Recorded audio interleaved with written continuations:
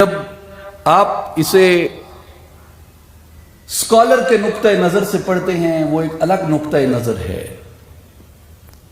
جب آپ قرآن کو واعظ کے نقطۂ نظر سے پڑھتے ہیں وہ ایک الگ نقطۂ نظر ہے. جب آپ قرآن مجید کو خطیب کے مناظر کے نقطۂ نظر سے پڑھتے ہیں وہ ایک الگ نقطۂ نظر ہے. جب آپ قرآن مجید کو سائنسدان کے نقطۂ نظر سے پڑھتے ہیں وہ ایک الگ نقطہ ہے. جب آپ قرآن کو فقیہ کے نقطۂ نظر سے پڑھتے ہیں وہ ایک الگ نقطۂ نظر ہے. جب آپ قرآن کو ایک مورخ کے نقطۂ نظر سے پڑھتے ہیں وہ ایک الگ نقطۂ نظر ہے.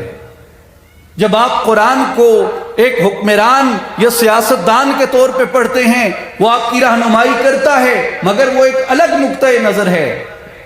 لیکن صوفیاء کرام فرماتے ہیں کہ جب تم قرآن کو ایک ہدایت کے متلاشی کے طور پہ، حق کے آرزو مند کے طور پہ، حق کے طالب کے طور پہ، سالک راہ کے طور پہ پڑھتے ہو یہ ایک الگ نقطۂ نظر ہے. قرآن اپنا حال تمہارے اوپر کھولتا ہے. آپ کبھی میرے بھائی اور بزرگوں اس نظر سے قرآن کو پڑھیں کہ یہ آپ کی داستان ہے، یہ آپ کی حکایت ہے، خدا آپ سے مخاطب ہے.